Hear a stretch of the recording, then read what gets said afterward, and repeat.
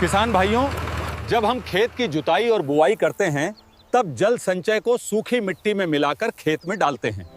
अब जब बारिश होती है या सिंचाई करते हैं तो सामान्य स्थिति में बहुत सारा पानी मिट्टी के बहुत नीचे चला जाता है, जहां पौधों की जड़ें पहुंच नहीं पाती। इसे लीचिंग कहते हैं। इसके अलावा तेज धूप से बहुत सारा पानी भाप बनकर उड़ जाता है, यानी एवेपोरेशन हो जाता है। लेकिन अगर मिट्टी में जल संचय मौजूद है तो ये मिट्टी स्पंज की तरह काम करता है। स्पंज मतलब जैसे बर्तन धोने वाला स्पंज पानी को तेजी से सोखकर अपने अंदर रोक लेता है, वैसे ही जल संचय मिट्टी का पानी सोख लेता है। पानी सोखने के बाद ये जेली बन जाता है। जेली मतलब एक नरम पानी से भरा पदार्थ जो पानी को अपने अंदर जमा रखता है और जरूरत पड़ने पर धीरे धीरे बाहर छोड़ता है। अब सबसे महत्वपूर्ण बात किसान भाइयों, जब आप खेत में यूरिया, डीएपी, पोटाश या दूसरी खाद डालते हैं तो सामान्य स्थिति में उसका बड़ा हिस्सा पानी के साथ नीचे बह जाता है। लेकिन जल संचय क्या करता है? पानी को रोकता है, खाद को जड़ों के पास पकड़ कर रखता है, पोषक तत्वों को जल्दी बहने नहीं देता। इससे पौधे को धीरे धीरे लगातार पोषण मिलता रहता है, यानी खाद की बर्बादी कम और पौधे को ज्यादा फायदा। अब अगर 10-15 दिन धूप पड़ जाए और मिट्टी सूखने लगे, तब ये जेली धीरे धीरे बूंद बूंद करके पानी और पोषक तत्व छोड़ती रहती है और पौधों की जड़ों को नमी देती रहती है। इससे पौधा मुरझाता नहीं, उसकी बढ़वार भी नहीं रुकती और खेत लंबे समय तक हरा भरा रहता है। जब जेली का पानी खत्म हो जाता है तो ये फिर से सूखकर छोटे दाने दाने जैसा बन जाता है, और जैसे ही दोबारा बारिश या सिंचाई होती है ये फिर पानी सोखकर जेली बन जाता है।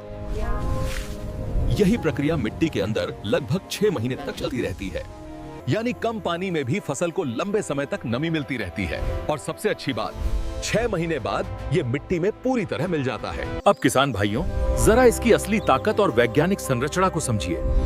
इस जल संचय में लगभग 35-40% कार्बनिक कार्बन मौजूद होता है। किसान भाइयों, कार्बनिक कार्बन मिट्टी की जान माना जाता है। जब मिट्टी में ऑर्गेनिक कार्बन बढ़ता है तब मिट्टी ज्यादा पानी रोक कर रखती है, मिट्टी भुरभुरी और नरम बनती है, जड़ों का विकास तेज होता है, केंचुए और सूक्ष्म जीवों की संख्या बढ़ती है।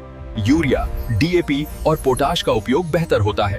खाद जल्दी नीचे नहीं बहती और पौधों को पोषक तत्व लंबे समय तक मिलते रहते हैं। फसल गर्मी और सूखे को ज्यादा सहन कर पाती हैं। जो यूरिया पहले पानी के साथ बह जाता था, अब वही लंबे समय तक जड़ों के पास रहता है। डीएपी का फास्फोरस जड़ों को मजबूत बनाने में ज्यादा मदद करता है और पोटाश पौधों की रोग प्रतिरोधक क्षमता और दाने की गुणवत्ता बढ़ाने में बेहतर काम करता है, यानी कम खाद में भी ज्यादा फायदा मिलने लगता है। इसके अलावा इसमें कैल्शियम, मैग्नीशियम, नाइट्रोजन, फास्फोरस और अन्य सूक्ष्म पोषक तत्व भी मौजूद रहते हैं। यानी ये सिर्फ पानी बचाने का काम नहीं करता, बल्कि मिट्टी को पोषण देने और खाद की एफिशिएंसी बढ़ाने में भी मदद करता है।